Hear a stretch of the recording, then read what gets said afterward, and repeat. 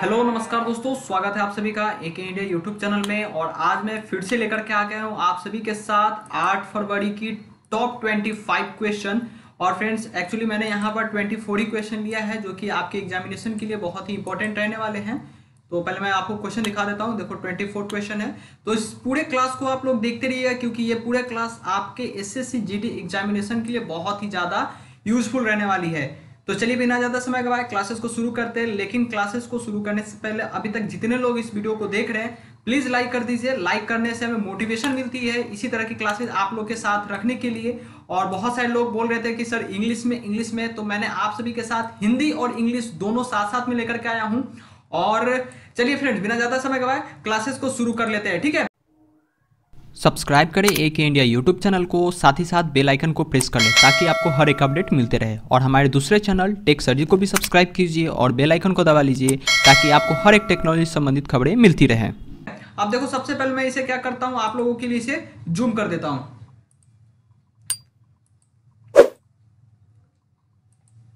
देखो, general awareness के मैंने 24 क्वेश्चन लिया है इस एमसीक्यू में। तो आप लोगों का एक क्वेश्चन रहा और नीचे आंसर रहा, तो बस एक रिवीजन टाइप से आप लोगों का जल्दी फटाफट सभी क्वेश्चन को करवा देंगे जिससे आपके एग्जामिनेशन के लिए बहुत ही ज्यादा यूजफुल हो। देखो, पहला प्रश्न है, पृथ्वी पर डैश थोड़ी सी चपटी है। तो पृथ्वी जो है कहां पर चपटी है इसको बताना है। इंग्लिश में बताया जा रहा है कि earth is slightly flattened at the, किस पोजीशन पे, A north pole, B middle पे, या third north and south pole पे, या डी साउथ पोल पे। तो फ्रेंड्स, मैं आप सभी को बता दूं जो इसका उत्तर होगा बिल्कुल 3 सही जवाब, आंसर सही होगा, यानी कि नॉर्थ एंड साउथ पोल पे जो है हमारी पृथ्वी थोड़ी सी चपटी है। जी हाँ दोस्तों। अब देखो, अगला प्रश्न आप सभी के सामने आता है कि ग्लोब पर दो बिंदु जहां से अक्ष रेखा गुजरती है डैश और डैश कहलाती है। देखो, ग्लोब पे जो दो बिंदु है कहां से अक्ष रेखा गुजरती है, तो वो देखो यहां पर आपका उत्तरी ध्रुव और दक्षिणी ध्रुव यानी कि north pole and south pole कहा जाता है। जब ग्लोब पर दो बिंदु जहां से अक्ष रेखा गुजरती है उसे नॉर्थ पोल और साउथ पोल कहा जाता है। उत्तर नंबर 2 बिल्कुल इसका सही जवाब हो जाएगा। देखो, अगला प्रश्न आता है, भूमध्य रेखा पृथ्वी के ग्लोब को विभाजित करती है, डैश में विभाजित करती है। कैसे विभाजित करती है, तो उसे जो है हेमिस्फीयर में विभाजित करती है, यानी कि गोलार्ध में विभाजित करती है। अगला प्रश्न आता है फ्रेंड्स कि देशांतरों की कुल संख्या होती है, देशांतर की कुल कितनी संख्या होती है।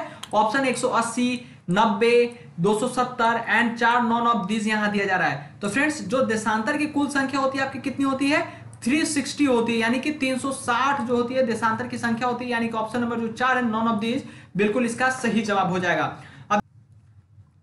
अगला प्रश्न आता है फ्रेंड्स कि उत्तरी अमेरिका कौन से वृत्तखंड में स्थित है। ऑप्शन आपके सामने है, उत्तरी गोलार्ध, दूसरा पश्चिमी गोलार्ध, तीसरा 1 और 2 दोनों, एंड चौथा केवल एक में। अब देखो, अगर बात करते हैं वृत्तखंड के लिए कि हमारी पृथ्वी कितनी गोलार्ध में बटी हुई है, तो मैं आपको बता देता हूं।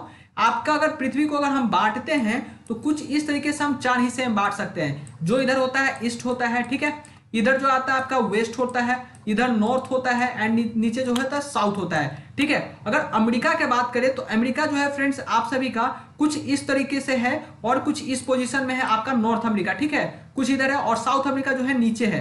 तो जो ये है आपका नॉर्थ में तो पड़ता ही पड़ता है, लेकिन साउथ ये जो वेस्ट में है इधर भी आ जाता है। इस कारण से जो है उत्तरी गोलार्ध और पश्चिमी गोलार्ध दोनों में पड़ता है, जो कि ऑप्शन नंबर 3 बिल्कुल इसका सही जवाब हो जाएगा।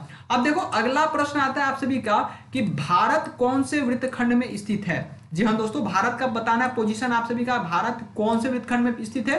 तो आप सभी को इसी ग्राफ से फिर से बताना है। भारत हम लोग का लगभग इधर आता है, तो हमारा कौन सा गोलार्ध में पड़ता है ये, तो नॉर्दर्न जो है, नॉर्दर्न हेमिस्फीयर यानी कि उत्तरी गोलार्ध में हमारा भारत जो है वो पड़ता है। अब देखो, अगला प्रश्न आता है, किस महाद्वीप से कर्क रेखा यानी कि मकर रेखा और भूमध्य रेखा गुजरती है।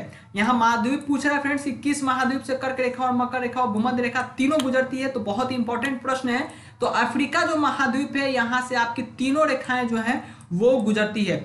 अब देखो फ्रेंड, जितने भी प्रश्न मैं आप सभी के साथ शेयर कर रहा हूं, अगर आप लोगों को पसंद आ रहा है, अगर अभी तक आपने सेशन को लाइक नहीं किया है तो प्लीज लाइक कर दीजिए, ठीक है। लाइक करिएगा, हमें मोटिवेशन मिलेगा, मुझे पता चल जाएगा कि कितने सारे लोगों को हमारे दिए हुए कंटेंट पसंद आ रही है, और इसी तरह आगे और बेस्ट करने की कोशिश मैं करूंगा। ठीक है। तो इसी के लिए लाइक कर दीजिए। लाइक करने से कुछ नहीं होता, बस इतना होता है हमें मोटिवेशन मिल जाती है कि हाँ आप लोगों के साथ और अच्छा कंटेंट और अच्छा क्वेश्चन आपके साथ रखे जो कि आपके एग्जामिनेशन के लिए बहुत ही ज्यादा यूजफुल है। ठीक है। अब देखो अगला प्रश्न आता है, अक्षांश और देशांतर की रेखाएं एक दूसरे को काटने पर बनती है। ठीक है, किस चीज पे काटने पर बनती है, तो वो ग्रिड सिस्टम के काटने पर बनती है।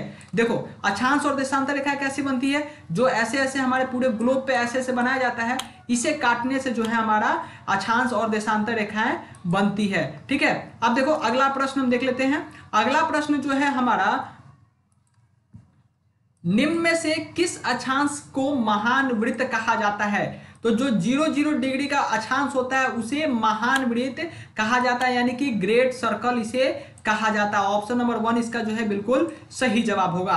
अब देखो आगे का प्रश्न है कि देशांतर और अक्षांश एक साथ हमारी मदद करती है।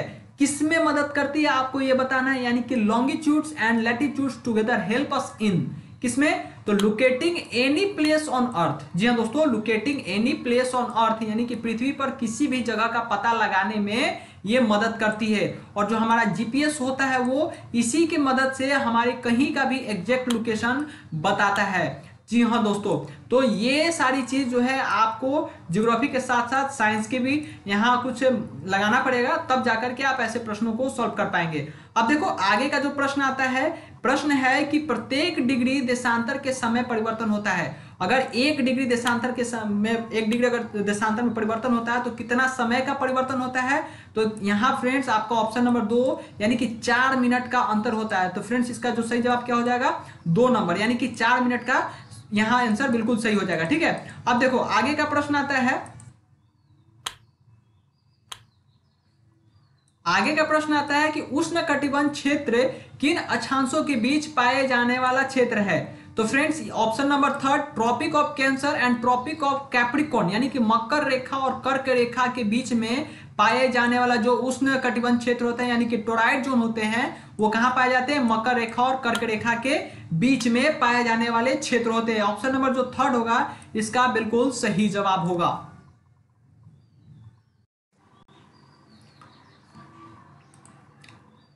अगला प्रश्न है फ्रेंड्स कि जब उत्तरी गोलार्ध में गर्मी होती है तब दक्षिणी गोलार्ध में मौसम कैसा होता है।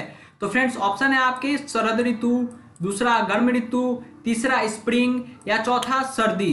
तो फ्रेंड जो आपकी उत्तरी गोलार्ध में अगर गर्मी होती है तो यहाँ पर आपकी दक्षिणी गोलार्ध में क्या होगी, ऑप्शन नंबर 4 यानी कि यहाँ पर जो है सर्दी होगी। अगर वही बात करते हैं अगर दक्षिणी गोलार्ध में गर्मी होगी तो उत्तरी गोलार्ध में क्या होगी, तो यहाँ पर सर्दी होगी। ठीक है, जस्ट दोनों में अपोजिट होता है, इधर गर्मी तो इधर ठंडा तो इधर गर्मी होगा। ठीक है। अब देखो अगला प्रश्न, अगला प्रश्न है और आखिरी प्रश्न है, यदि आप एक हवाई जहाज में हैं जो अंतरराष्ट्रीय तिथि रेखा को पार कर पूर्व की तरफ उड़ रहा है। जी हाँ दोस्तों, किधर जा रही है, पूर्व की ओर उड़ते हुए जा रहा है, यानी कि आपका अगर डायरेक्शन की बात करें तो डायरेक्शन आपकी कैसे होती है, ठीक है, ऐसे डायरेक्शन होती है आपकी, इधर आपकी ईस्ट होती है और इधर आपकी क्या होती है, वेस्ट, और ये क्या होती है, नॉर्थ, और ये होती है साउथ। अगर आप इधर की ओर जा रहे हो, ठीक है, आप इधर की ओर जा रहे हो, तो आपको बता रहा है कि तब निम्न में से क्या होगी, अंतरराष्ट्रीय तिथि रेखा को पार करोगे तो देखो आप क्या होगा, यू गो फॉरवर्ड 1 डे, आप एक दिन आगे चले जाओगे। अगर आप पूरब की ओर जा रहे हो तो एक दिन आगे की ओर जाओगे, अगर आप वेस्ट की ओर जा रहे हो तो आप एक दिन पीछे की ओर चले जाओगे। ठीक है, तो इसका जो सही जवाब होगा क्या होगा, 3rd नंबर बिल्कुल इसका सही जवाब होगा, यू गो फॉरवर्ड 1 डे, आप एक दिन आगे होंगे।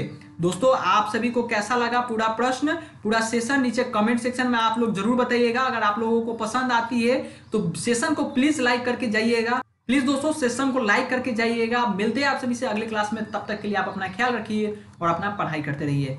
Thank you so much.